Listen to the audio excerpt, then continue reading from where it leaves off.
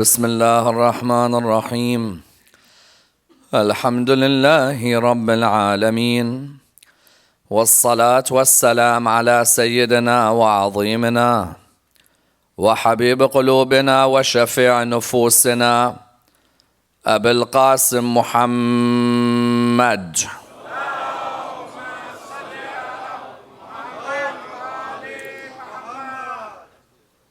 وعلى أهل بيته الطيبين الطاهرين وأصحابه الغر الميامين.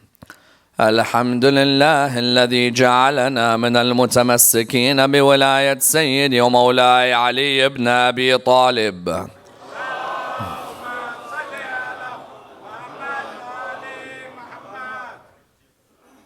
الحمد لله الذي هدانا لهذا وما كنا لنهتدي لولا أن هدانا الله. أما بعد، يقول الله في كتابه الكريم: بسم الله الرحمن الرحيم. اليوم نختم على أفواههم وتكلمنا أيديهم وتشهد أرجلهم بما كانوا يكسبون. The first of our salawat in honor of Rasulullah Muhammad sallallahu alayhi wa alihi wa sallam.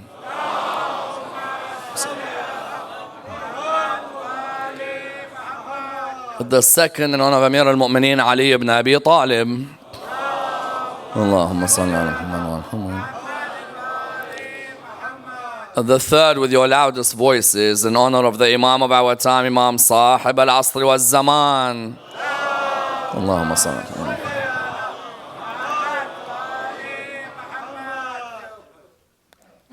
Respected scholars, brothers and sisters, Assalamu alaikum wa rahmatullah wa barakatuh. Discussion concerning Islam and organ donation is a fundamental discussion within Islamic law. At the same time, is a discussion that has ethical as well as theological implications, as all three are without a doubt intertwined. A discussion that requires a thorough examination, for the discussion is not one which is only historical, but is also one which is seen as being contemporary, and that arguably one of the most asked questions in the Muslim community is, are we allowed to donate organs? Yes, you find today arguably one of the most meritorious acts within the religion of Islam is the act which is seen as being the act of donating an organ. And in society as a whole, you find that one of the most meritorious acts in society in general today, that if a person fills out an organ card, for example, or an organ form, you find that that person is revered as being someone altruistic, someone who's looking out for the common good, someone who's looking out for their brethren within society. Because naturally we find that within our own communities and outside of our communities, there are people who require a heart, there are people who require a kidney,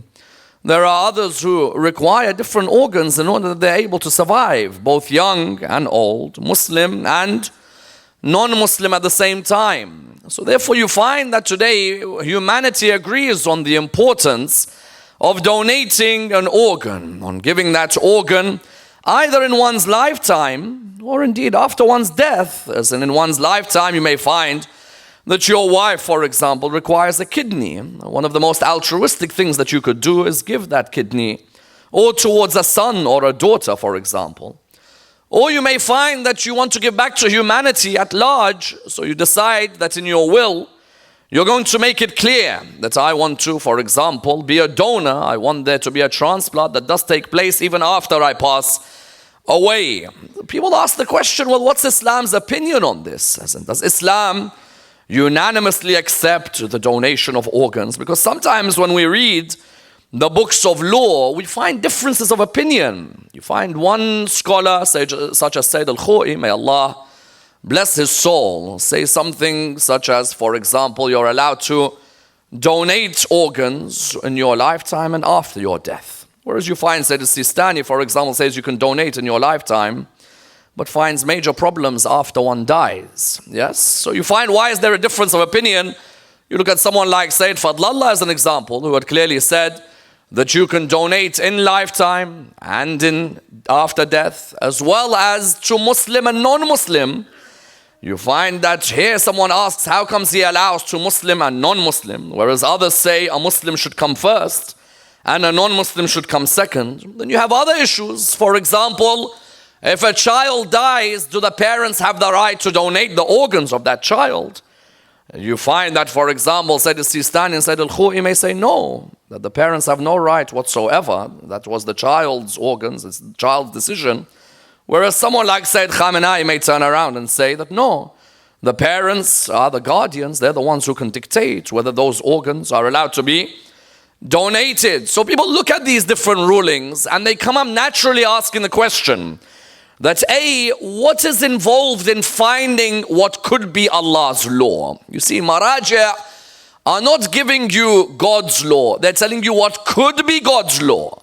Hence why they are known as mujtahids and then marja'. Every marja' is a mujtahid. But not every mujtahid is a marja'. Yes. When you say someone's a mujtahid, it means that they've reached a level where they can derive from the sources.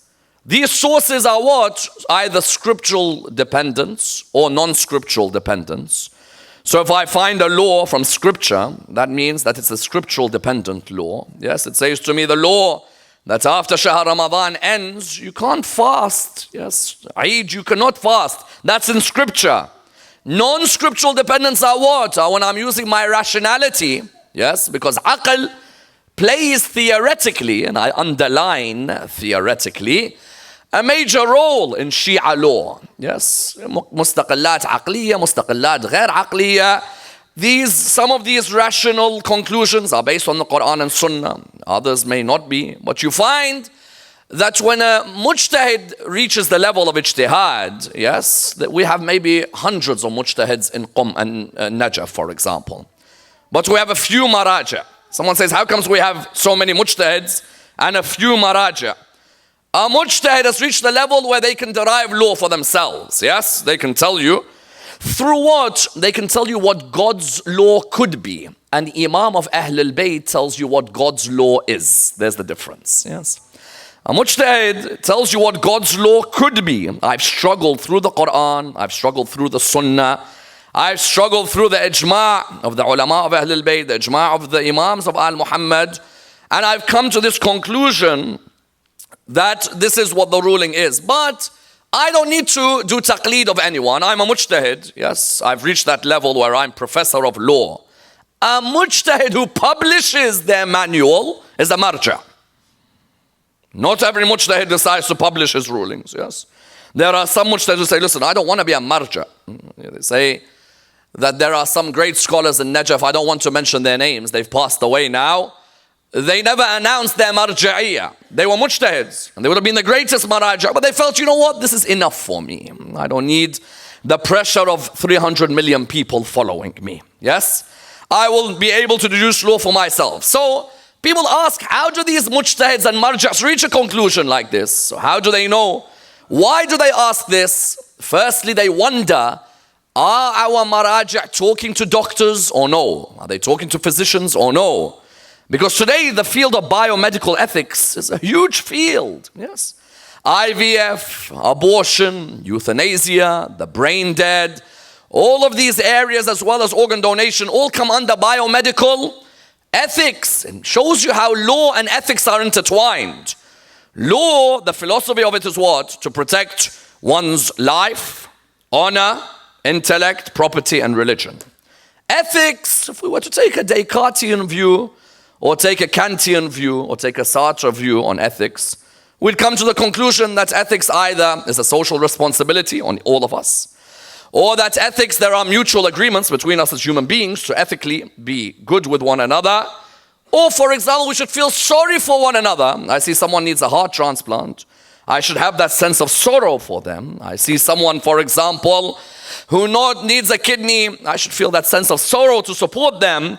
Law and ethics are intertwined. You can't have law without discussing the ethics of the time. So you find people ask the question, our maraja, say Ayatollah Sistani, may Allah lengthen his life, or for example, someone like Ayatollah Khamenei, or others. Someone asked the question that said Khamenei said, Sistani, do they speak to doctors or physicians when they come to a conclusion? One of the best books I've ever read.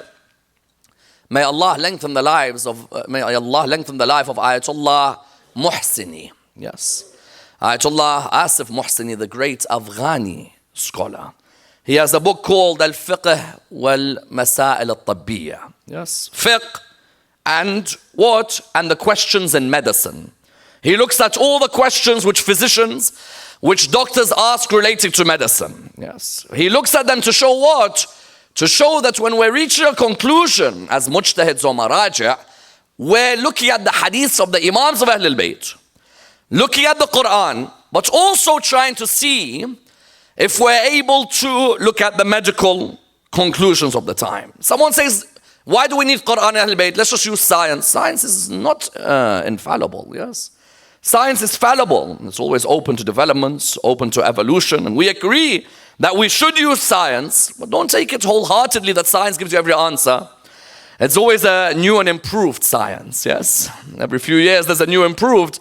So you need a combination between the Quran, the Sunnah, the Ijma', the Aql, and at the same time using science, using scientists. As Einstein would say, religion without science is blind, and science without religion is lame, yes? Both of them need to go hand in hand with one another. So the first issue is people ask, and you find Ayatollah Muhsini in his book, Al-Fiqh wal-Masail al-Tabbiyya, answers this. Secondly, with organ donation, were there any heart transplants or kidney transplants in the times of the Imams? No, there wasn't.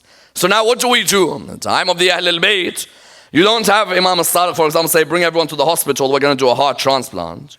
So now how do we find whether it's permissible or no? Because we face a problem, amputation of a body versus saving one's life. Major tazahum, if ever there was one, in the principles of jurisprudence, yes? What do I do now? I have one law from Imam al-Sadiq saying that you can't amputate a body. Another law from Imam al-Sadiq saying you have to save someone's life. Now what do I do, Imam al-Sadiq? This is where you branch from fiqh to usul al-fiqh. Yes. Fiqh, yes, you'll have the laws, but usul al-fiqh, what's the interpretive methods in reaching these laws? How do I reach this conclusion? If there's a clash, imagine I see someone in a swimming pool of my neighbor, they're drowning in the pool.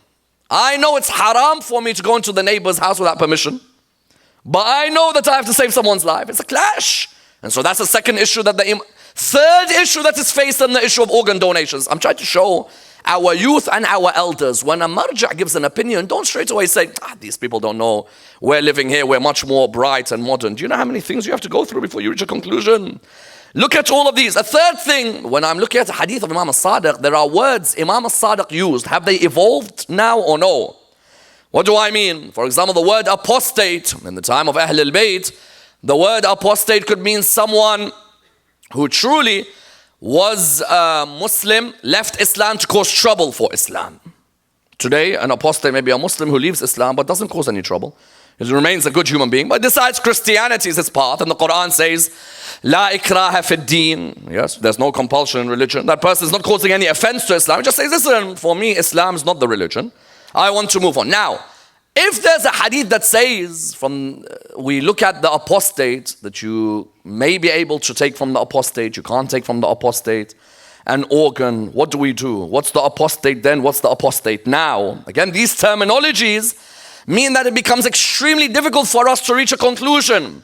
And that's why when you look at Sayyid Khamenei, when you look at Sayyid Sistani, you look at Sayyid Fadlallah, you look at Sayyid Al-Khou'i, you look at these maraja', when they come to the issue of organ donations, it shows you the beauty of legal discussion within the school of Ahlul Bayt, yes? The school of Ahlul Bayt, these scholars, these jurists, yes, these jurists do not come and tell you straight away, organ donation halal, because what do people want as an answer? They just want Sayyid Ammar to sit here and to say, listen, organ donation is halal or it's haram and let's go home. It doesn't work like that. You go to study law at Harvard, how many years does it take you before you understand the philosophy of law, let alone precedent cases, yes? You don't just go and study law and then come back and say, well, that's the conclusion. No. You as a marja' are trying to find what could be God's law. On the one hand, Allah subhanahu wa ta'ala knows you're struggling to find His law. On the other hand, the community has to appreciate your struggle. Yes. That now when Sayyid Sistani says something, don't think Sayyid Sistani just came out from his pocket and said this is the conclusion. If Sayyid Sistani and Sayyid Al-Khou'i differ, some people say, well, why do they differ? Why don't I? If I go to a hospital, I ask this doctor who's a cardiologist. He said, what do you think about my heart? What's your conclusion? He says, this is what I think you should do. His best friend in the same ward, I go and ask him, he tells me this is the conclusion. They're both top doctors in a hospital in New York, yes, but they come with different conclusions. The point being what? The point being that the issue of Islam and organ donations, when people want a straight, easy answer, it's not as easy as that. There is A, constantly scientific evolution. B, we have to deal with the clashes of the hadiths of Ahlul Bayt. Clashes such as you can't, for example, amputate a body, versus you must save a life. Now what do we do when there's a clash like that? See, Ahlul Bayt tell us you can't harm yourself. Now surely if I want to donate an eye, yes, if I want to donate the eye, can I donate the eye if I know it's going to cause me long-term damage? Interesting Sayyid Fadlullah's opinion on this issue. In contrast to others, I'll come to all these opinions inshallah very shortly. And that's why we focus on the opinions rather than the personalities. Please listen to me on this delicate point before I go into my introduction. Why personalities? Stop looking at personalities as followers of Ahlul Bayt. Look at their opinions, yes. I don't have a problem with any of these personalities, yes. These are jurists in the school. I want to look at their theories. Great people study theories. Shallow people study personalities, yes. Look at their theories, try and understand their theories. Don't take sides. In our mosque today, if you follow Sayyid Fulan, you go to that mosque. If you follow Sayyid Fulan, you go to that mosque. If you follow Sayyid Fulan, you go to that mosque. Look at the opinions of all of them and evaluate. That's free, tolerant, open-mindedness.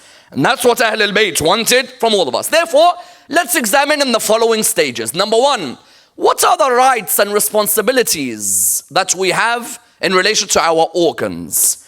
And especially, what did our fourth Imam say is the right of our stomach, the right of our tongue, the right of our private parts. Number two, can our organs speak on the Day of Judgment? And what does that say about our responsibilities with them? And how does the ayah in Surah Yasin prove this? Number three, amputation of the body is, if it's not allowed, then how can someone donate an organ? If clearly Ahlul Bayt have said you can't amputate. Number four, can you donate to a non-Muslim?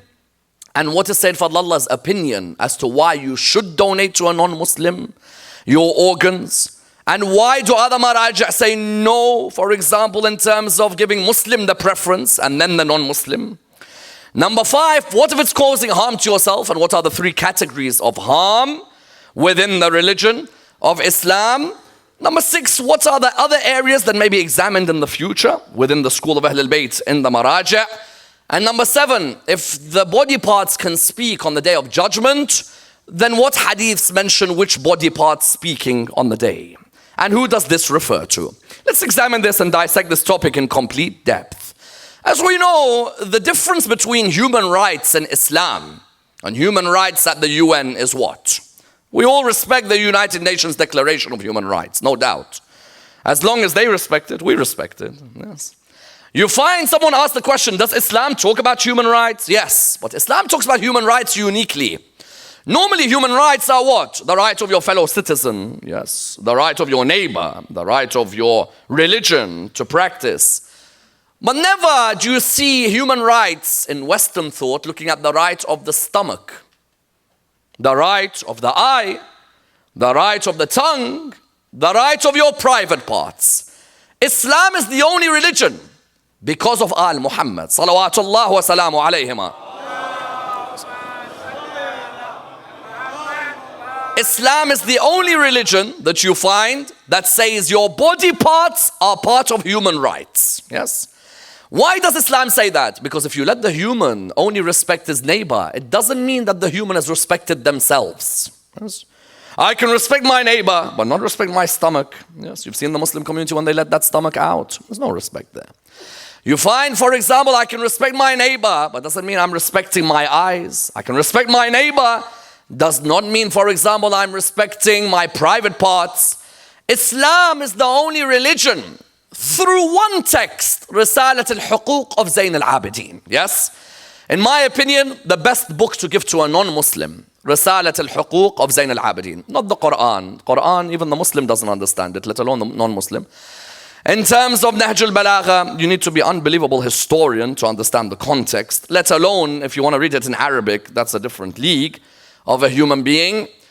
But what's the best to give to a non-Muslim? The best is Risalat al-Huquq. Because Zayn al-Abidin, what he does, after Karbala, he feels people have neglected the sacred body and soul that Allah gave them. And so he writes Risalat al-Huquq, the treatise of rights.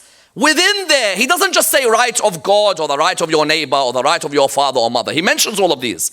But he does something different which Western society never does. And that is that even your body parts have rights over you in Islam.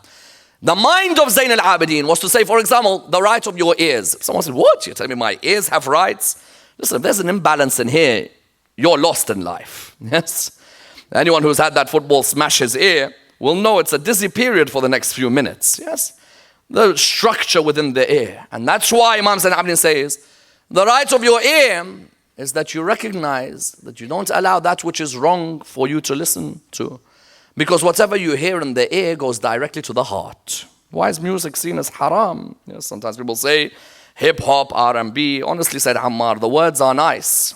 Well, look at the guy reading them before you tell me the words are nice. And look at the video, and not just that, your ears, they're not yours. Allah gave them to you. So ask Allah what's nice to be listened to, yes? Allah subhanahu wa ta'ala says the right of your ear is that what? Is that to know the messages that you allow to enter go to the heart. Have you noticed? Sometimes with Quran, we don't memorize, but with music, it sticks here. Play it anywhere, and straight away, you see the person reading it. Like he's a canary walking on the earth, yes? So the ear has rights, for example. The stomach has a right that you watch that haram doesn't enter it. Someone says, but it's my stomach. No. Allah gave you the stomach. You're a custodian only, nothing more. And Imam Amir al-Mu'minin says, do not make your stomachs graveyards for animals. Yes.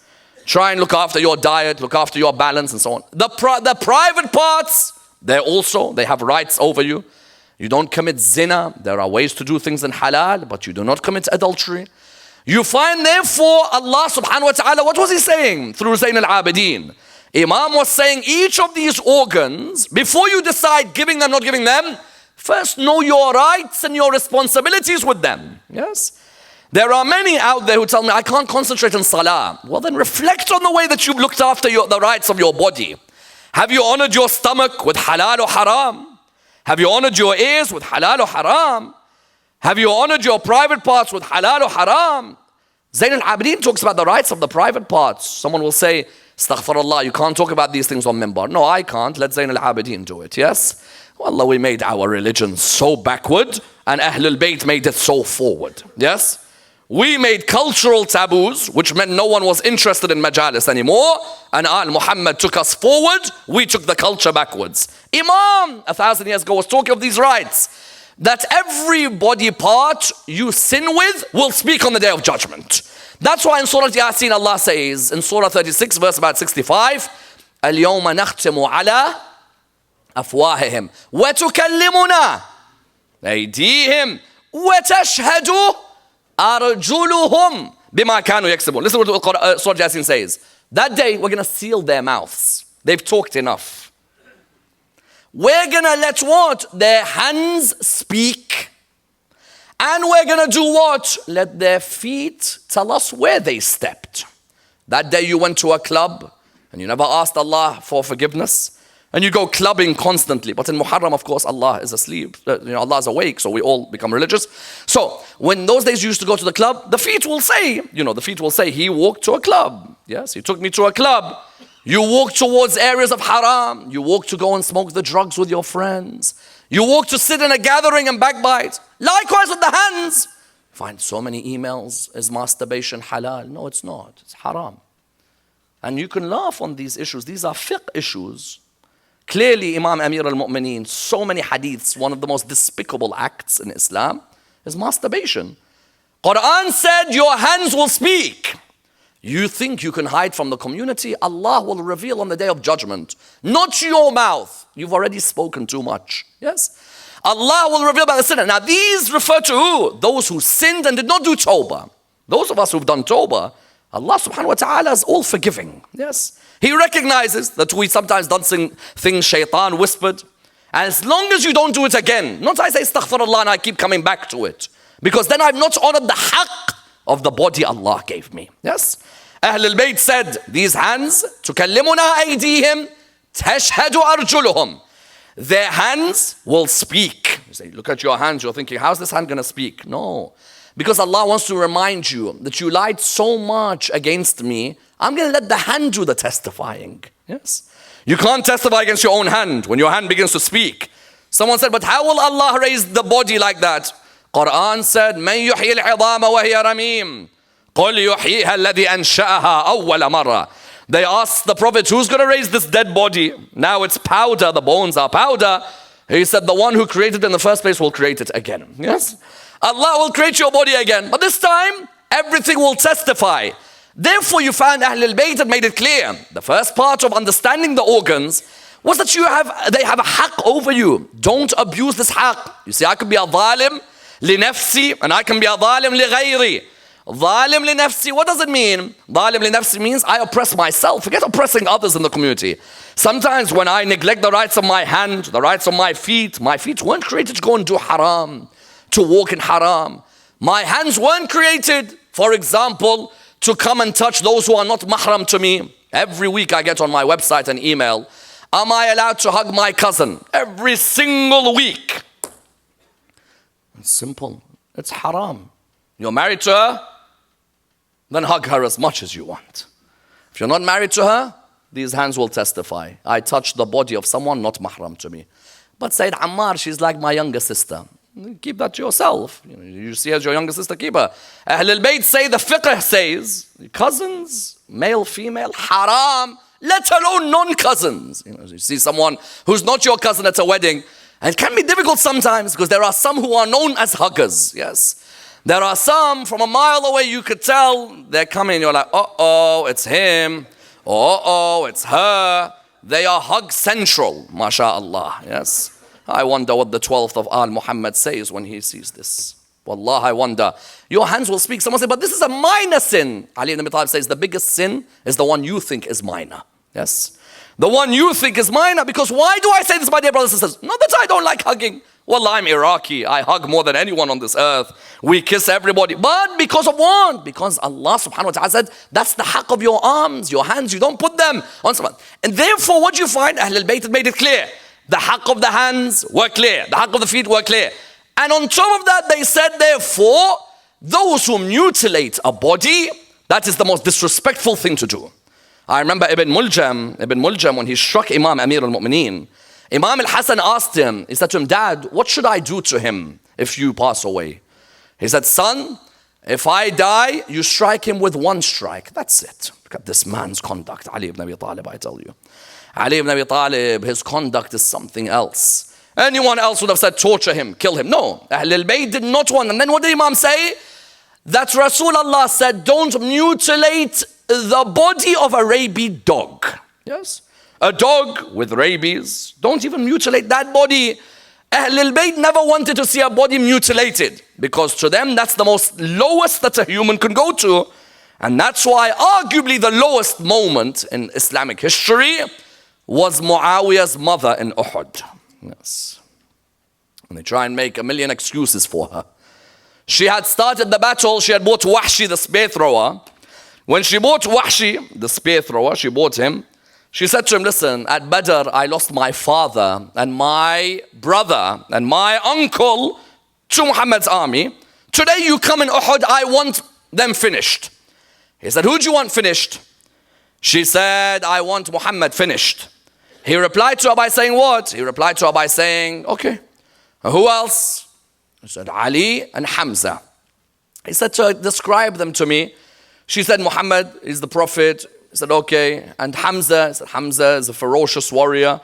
He said, Ali, son of Abu Talib, he's about 25 years of age. Yes? He said, very well, leave me to the 25-year-old. Came in the beginning of the battle, he came out. He came back to her a few moments later. He said, there's a problem. He said, what is it? Said, as for Muhammad, it's impossible to kill him because there's too many men around him. You're not going to get a spear through there. They're all standing around him. As for Hamza, I think I can kill him. Yes, because when he fights, the stance is too open. You could get the spear through. As for the son of Abu Talib, it's impossible to kill him on a battlefield. She said, what do you mean? He said he will never die on a battlefield. And subhanAllah, he never died on a battlefield, did he? He will never die on a battlefield. She said, why? He said, how many spears I've thrown in my life? He said, I've seen something in the son of Abu Talib I haven't seen ever before. The spear I threw from behind him, just before it came to him, he caught it. And he turned around and he gave me a look. Said, I am never going near him again. I'll take out Hamza. He took out Hamza. After the battle, she came to Hamza's body. Yes? When she came to Hamza's body, she ripped open the body, chewed the liver of Hamza. Sayyidah Zainab said to Yazid, how can I expect compassion and sympathy from someone whose grandmother chewed the liver of the noble and was born from the flesh of the martyr? She then made a necklace with Hamza's body parts. Do you know who else she mutilated? Jabir's father, Abdullah al-Ansari. Yes, you know Jabir bin Abdullah al-Ansari? His dad, richest man in Medina. She went to his body, she cut it open. This is what you call cannibals, don't you? Call them cannibals? No. Only Islamic history calls them later Muslims. That's our disgusting history for you. And we're meant to be proud of it. A cannibal, you normally incarcerate them, don't you? You put them in prison, never let them out. No, Hind becomes forgiven. So you found that mutilation, that made clear, is haram. And that's why they asked Imam al-Sadiq, Ibn Sinan, Safwan, companions of Imam al-Sadiq would come to him. Imam, what is the situation, for example, with someone, if there is a beheading? He said, we don't allow beheadings. Cutting of the hands is not allowed. For example, other parts of the body, are we allowed, for example? He said, no. Amputation is not allowed. You cannot cut the head. You cannot cut the hand. This is something forbidden within the religion of Islam. If that is forbidden, then someone asks, if Ahlul Bayt don't allow the cutting of the hands, don't allow the cutting of the heads, surely this is an indication that organ donation cannot be allowed. Why? Because organ donation is going to involve an operation where you're going to cut the body. Ahlul Bayt are against what? Amputation. They're against mutilation. So if they're against both of these, that means that Ahlul Bayt will never allow such a thing. You find the ulama, what do they say? They say, no, there are exceptions to these rules. What are the exceptions? The first exception, for example, if a mother dies and the fetus dies, you can have an incision. Look at the difference in the terminologies, yes? Amputation, or for example, the amputation that takes place, that is known as qat'. Whereas you may have what? You may have a shaq that may take place. One is what?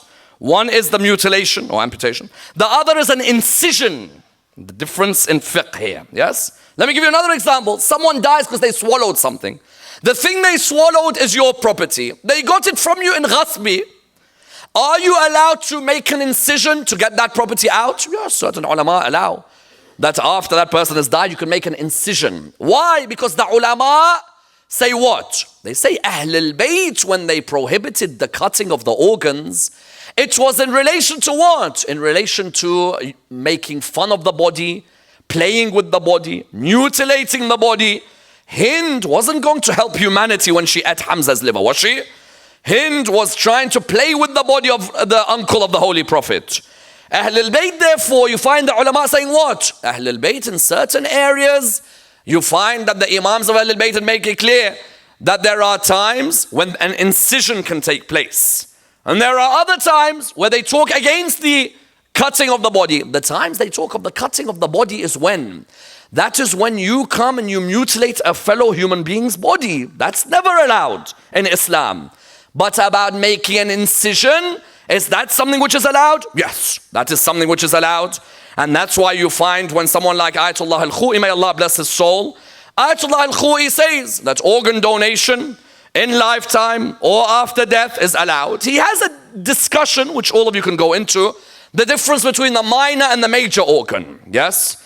The minor organ, according to the scholars, he says that organ that can regenerate itself, you're allowed to donate. The one that can't regenerate itself, you can't donate. Yes. Whereas after death, he allows for the organ donation. Someone says, how come Sayyid Sistani, who doesn't differentiate between minor and major organs, he says you can donate, yes? He says, but after death, Sayyid Sistani has a problem with organ donation after what? after death. Especially some ask the question, why, for example, doesn't he allow to the non-Muslim, or doesn't give preference, let's say, to the non-Muslim? Is there an issue with the non-Muslim? Or some ulama say first give to the Muslim ahead of the non-Muslim. You find maybe because in those early fiqh texts, the non-Muslim was seen as an enemy of Islam. They weren't paying the jizya in the state. There was a tax to pay in the state. So maybe the Muslim gets the preference ahead of the non-Muslim because the terminology in the books of fiqh, and that's why you come to the study of what? Text and context. Yes, the text is 1,000 years old. In early Islam, a person who never paid their taxes was an enemy. Today, however, you find that someone like Sayyid Fadlallah may come to the conclusion that no preference, Muslim or non-Muslim. If Sayyid Sistani says that, for example, there is an issue of preference, maybe Sayyid Fadlallah turns around and says what? Says no. Any human being, you don't make a preference between them. You're allowed to donate in life or after death. And you can donate on which basis? He uses an ayah of the Quran. يُؤْثِرُونَ عَلَىٰ أَنفُسِهِمْ وَلَوْ كَانَ بِهِمْ خَصَاصَةٌ. Surah 59 verse 6. They give away from themselves even if it inflicts harm upon them. Please understand this ayah. Sayyid Fadlallah says Ahlul Bayt's greatest trait was the fact they would give away from themselves even if it brought harm to themselves. Yes? The idea of ithar, altruism. I will put pain on myself to help serve humanity. Irrespective, humanity is Muslim or Christian. They need something from me. I'll be putting myself in pain to help them. That person who Rasulullah came to Rasulullah and said, I'm hungry. Rasulullah used to do something. What did he used to say? Go to the house of Ali. You'll have food there. So he goes to the house of Imam Ali ibn Abi Talib. He asks Imam Ali, he says, if I can eat in your house. Imam says, yes, you're more than welcome. Goes to Fatima Zahra, do we have any food? Says, absolutely nothing. Yes. There's only a small amount which is left. He said, very well. When I place the food, you take out the light. I'll pretend I'm eating so he can eat all the food while I stay hungry. This family, I tell you, they are in a different league to anyone else. None of us would do that. We'd complain if we come home and mom has no food, we'll go nuts at home. Yes? Where's the food? Why is it not hot? Why is it not ready? Why is it? And Muhammad will pretend they're chewing as altruistically as possible. Sayyid Fadlallah says, therefore, donate in lifetime, donate after death, Muslim, non-Muslim. Sayyid Sistani says, yes, donate in your lifetime, but then after death, there may be differences depending. And Ayatollah al-Khouy allows donation in lifetime and after death, but has a definition on the organs. Someone asked the question, well, doesn't this bring harm to the body when we donate? I said, what if it causes harm? Say, for example, if I give a kidney away, what if it's going to cause me harm in the future, me giving this kidney away? Mark the point that's important here. What is harm according to fiqh? Yes? Harm according to fiqh is something to be studied. Firstly, there is that harm which is completely haram, the highest level of harm, which is what? Suicide. I often hear people outside the school of Hadith say, you can't do azadari. Say, why? Say, because Allah says in the Quran, you can't harm yourself. Yes, you can't harm yourself, meaning suicide. And I don't think any of us are planning on committing suicide. So you find the first type of harm is what? First type of harm is suicide. Completely haram. Why is suicide haram? Because you despair of God's mercy. The second greatest sin after shirk. You know, sometimes people come up to you and they say, you know what, I'm never going to change. I'm going hell. That's the second most blasphemous statement in Islam. Because you are saying to Allah, even you can't change me. Never say a line like that. It's the most disgusting line after shirk. Yes? Don't ever say, I'm going hell, nothing's going to change. That's disgusting because you're saying Allah can't change you. And Allah in a split second, He is muqallib al-qulub. Yes? He's the one who rotates the heart. At split second, Hur bin Yazid al-Riyah is a hero rather than a villain. Yes? So the first type of harm, suicide. Second type of harm, according to fiqh, is on the important organs, where if you give them away, there's a chance of disease if you injure them. Yes? If I give that eye away, if I give, for example, my hands away, there's a chance of disease that may come because of that. Even though Sayyid Fadlallah allows the giving away of the eye. Yes? You find that in his fiqh opinion, he says even the eye, if it is to do what? You see the clash that happens here? The clash happens between hurting one's body and saving one's life. He says if it's going to save someone's life or An alim is blind and you want to help him with his eyesight. That alim is going to serve humanity. It becomes above harming oneself. Yes. It's very intricate, the discussions. So you have harming oneself, suicide, the worst. Harm to the important organs. Yes.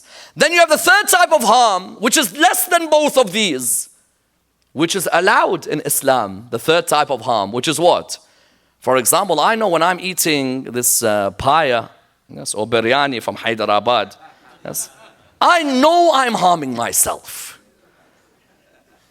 Believe me, I know. When I feed it 3 days later, 7 days later, I know. But does it come under the classification of haram? No. It comes under the classification that you're harming yourself, but not haram.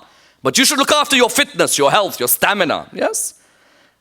But you find here, if someone has a cheeseburger, you know that that cheeseburger is not the healthiest thing in the world. But that type is allowed. So what do the ulama say? If a person, for example, you say, but they're occasioning harm to themselves, not all harm is haram in Islam. There is a harm which is completely haram, a harm to the important organs. Then there's a harm which, yeah, I'm inflicting, but it's not haram. And even if you look at the idea of what? Istishab, we work on the initial state in usul al-fiqh. The initial state of the person before he donated his kidney. Someone says, but you know, if he donates his kidney, at the end of the day, if he donates his kidney, they're going to be in harm later on. The initial state is there in no harm. Let's work on the initial state. Yes? The principle in usul al-fiqh, what is the principle of the principles? Istishab. I work on the initial state of the person. The initial state when he donated his kidney. Yes, someone might say there's complications later on.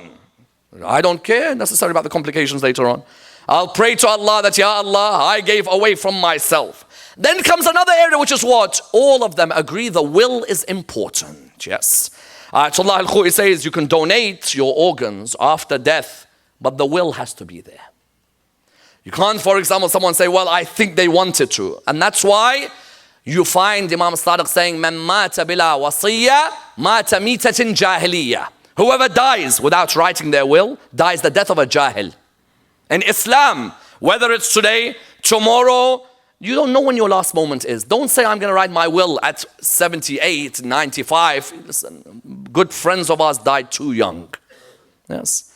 Good friends of ours died too young in this world. Write your will. In your will, if you want to donate your organ, you refer back to your marja. What does my marja say on this issue? You will refer back, then you'll say that I want to donate my organ. Here's my will. Make sure that my will is executed. The ulama stipulate the will as being vital. Otherwise, it becomes chaos. Says Sistani says if a child dies and the parents, for example, are alive, they want to. No, the child hasn't said anything, you can't. Whereas Sayyid al-Khamenei, for example, he says, no, the parents can take that control and they're allowed to donate. Are we allowed to, for example, take these organs in of a non-Muslim into us? Are we allowed to take them? Are we najis? If it's internal organs, then no way. External, you'll begin with that bandage and you're going to do what? Either wudu on top of it. Yes, jabira, for example. Or you're going to have to wait for a certain period of a few days before then it continues. There's no problem whatsoever. How about animals? Can I get organs from animals? There is a difference of opinion. Is that animal the type of animal which is A, something that can be eaten? B, is it seen as being najis? Is that because sixth Imam would talk about the fact that certain animals, if they cannot be eaten, or they are known as ayn najis, there is a complication. Does that have to be purified, that heart of the pig that you take? Has a ghusl meant to be done? You see the ulama all discuss all of these points. The conclusion therefore is what? The conclusion is that it's not as easy as a person saying you can donate. No, our ulama tried their best to find what could be Allah's law. Someone says, but why Sistani and Khou'i have a difference of opinion? Yes. When you talk in your own field, you respect the people of your field. Respect the jurists in their field. Two prophets of Allah may have a difference of opinion in the Quran. Dawood and Sulaiman. Surah 21 verse 78. Did they not have a difference of opinion within the Holy Quran? Yes. When the sheep went into the pasture, yes, they went into the pasture of the one group of sheep went into the farm of a farmer. It wasn't their farm. They went in, they started eating all the grass. Farmer came angry to Nabi Dawood. He said to him, Dawood, I want a decision made now. What's the judgment? The sheep of the next farm came into my farm, they've eaten. Nabi Dawood said, very well, then you can take the sheep. That's one judgment. Nabi Sulaiman said, in my opinion, the judgment should be, let him keep the sheep until they bring him back his benefits, his losses, they bring it back to benefits, and then give the sheep back. Allah says Dawood gave an opinion. Sulaiman gave an opinion. We took Sulaiman's opinion. Does that mean Nabi Dawood was wrong? No.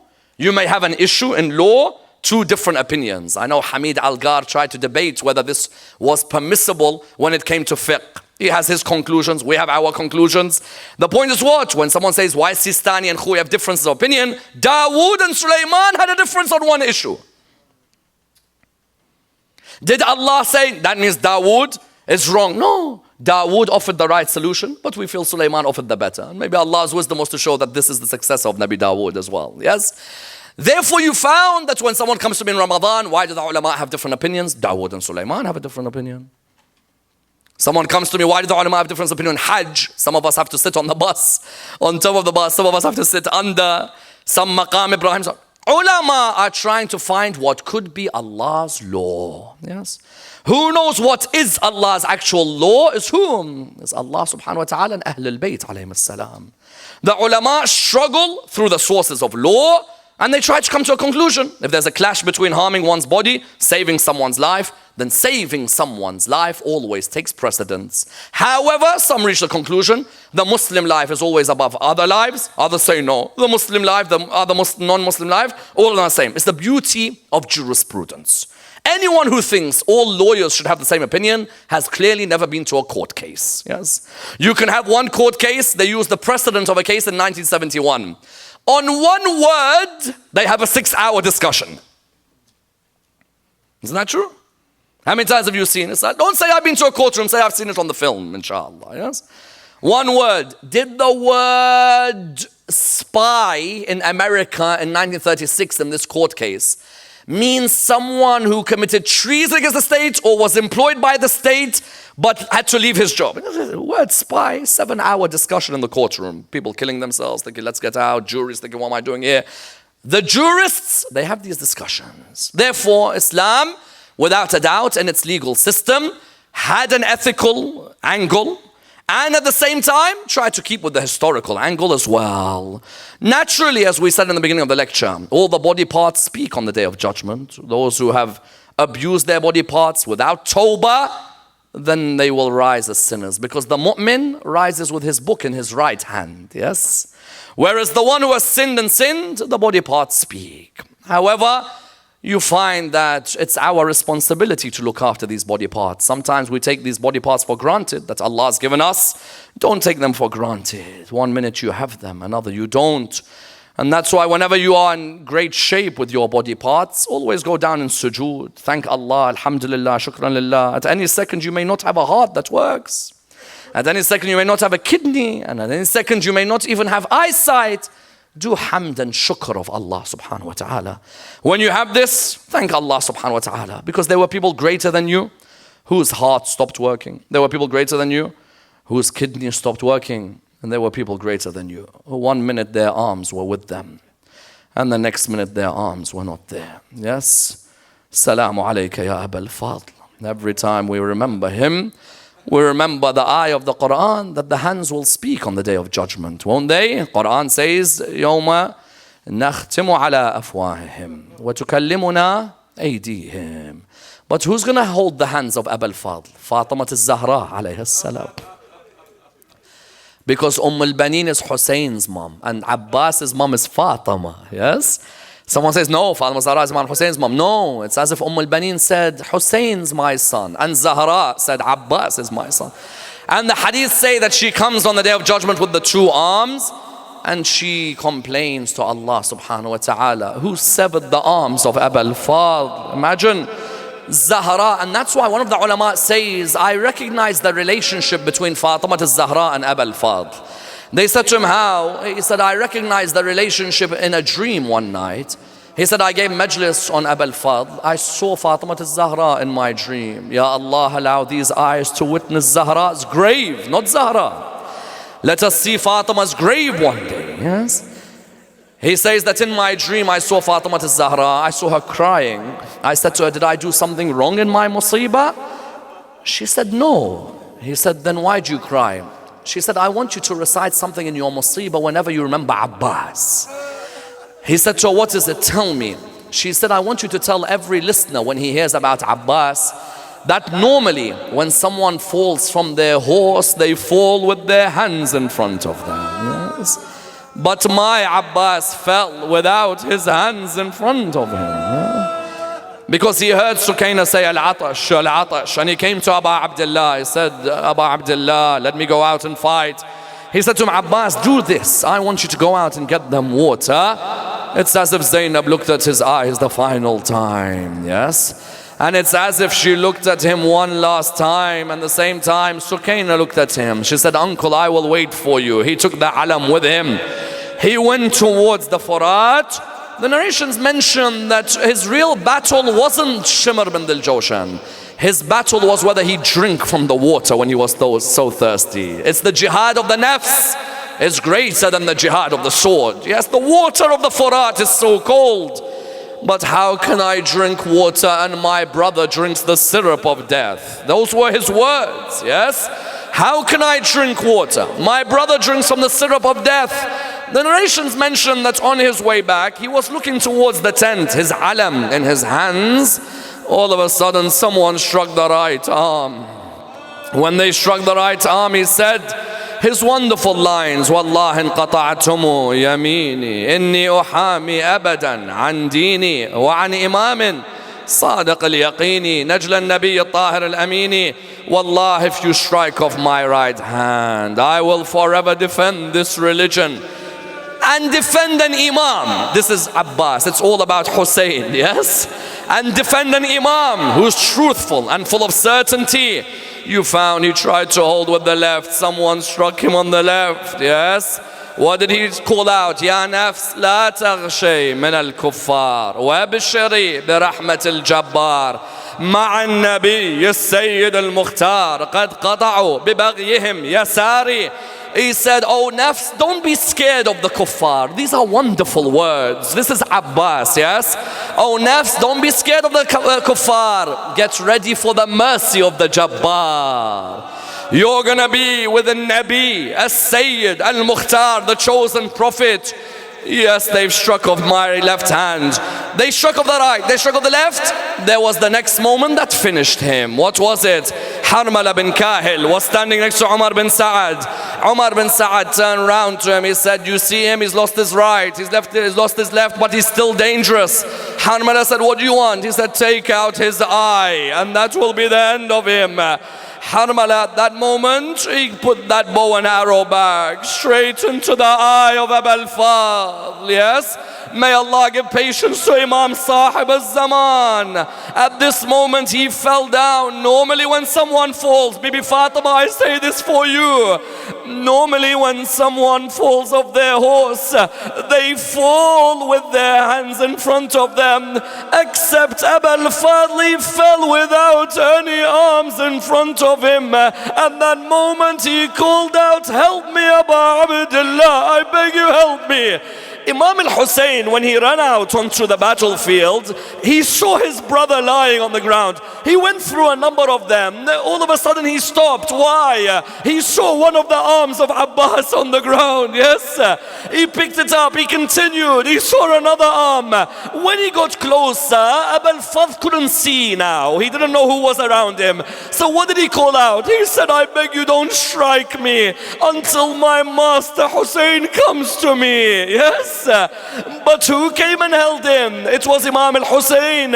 Some people say, how did Abbas recognize Hussein? Because when Hussein kissed him, he knew it was the lips of Imam al-Hussein alayhi salam. The Imam placed him on his lap. Abu al-Fadl removed his head. He placed him again. He removed his head. Abu Abdullah looked at him. He said, Abu al-Fadl, why? He said, Abu Abdullah, at this moment you have my head. who will hold your head in a few moments? Yes, those wonderful lines. But then the next exchange breaks the hearts of everyone. Abu Abdullah looked at Abu al-Fadl. Abu al-Fadl looked at Abu Abdullah. Abu Abdullah looked towards Abu al-Fadl. He said to him, my brother, I have one wish from you. Yes. Abu al-Fadl turned to him. He said, my master, I have one wish from you. Allahu Akbar. What do they want from each other? Abu Abdullah said to him, all your life you've called me you've called me Sayyidi Hussein. Yes, I beg you, I want to hear you call me Akhi Abu Abdullah. Listen, he said, all your life you've called me my master. Just for once I want to hear you call me my brother. What did he reply back to him? He said to him, my brother Abu Abdullah. Allahu Akbar, it's difficult to narrate. He said to him, my brother Abu Abdullah, I have one wish from you. He said, say it to me, my brother, I beg you, tell me. He said, don't take me back to the tent. I promise Sakina water. How can I come back while your daughter sits in Karbala with no water? Abu Abdullah, the poet says, one more thing. He said, what is it? He said, protect Zainab, I beg you, protect her. Allahu Akbar. Look after Zainab, make sure no one attacks her. I say to him, Ya Abu al-Fadl, you never saw the way Zainab ran from tent to tent. Ya Abu al-Fadl, you never saw the way Shimmer slapped Zainab. Ya Abu al-Fadl, you never saw the way they whipped Zainab on her back. Allahu Akbar. The narrations mention that the Kafila returned to Medina after Karbala. Yes, they went Karbala, they went Kufa, they went Sham, they went to Karbala, they returned back to Medina. Sayyidah Zainab, she went straight to her house. She sat down. Bibi Fidda was with her. Yes, the door knocked. When the door knocked, Bibi Zainab said, I tell you, do not let anyone in. Please tell them they can't come in. When Bibi Fidda went towards the door, she opened it. She saw al-Baneen, the mother of Abu al-Fadl. She turned around to Bibi Zainab. She said to her, it's al-Baneen at the door. Bibi Zainab said, let her in. When al-Baneen saw Zainab, she said to her, wa Husayna, wa Husayna. But when Zainab saw al-Baneen, she said to her, wa Abbasa, wa Abbasa. Continue with these, yes, just continue with me here. A few days later, Imam Zain al-Abidin asked, he said, how is al-Baneen? Yes, they said to him, she's not crying for Abbas. He said to her, why? They said, because she doesn't believe Abu al-Fadl would let down Abu Abdullah. Yes, she can't accept it. He came towards her. He said to al-Baneen, let me tell you what Abu al-Fadl done for Abu Abdullah. He began to tell the mother what took place. Do you know what the mother said? She said to him, O Zain al-Abidin, I knew my son would never let Abu Abdullah down. The only reason I never cried was because I was crying about Imam al-Hussein alayhi salam. al-Baneen would go to Jannat al-Baqi' every day. She would sit in Jannat al-Baqi'. Marwan ibn al-Hakam says, even I started crying seeing al-Baneen cry. When she'd sit in Jannat al-Baqi', she'd put 5 houses made out of sand. Someone came to her and said, al-Baneen, what's wrong with you? You only had 4 sons that died at Karbala. She said the 5th was Abu Abdullah. How can I forget the eyes of Imam al-Hussein alayhi salam?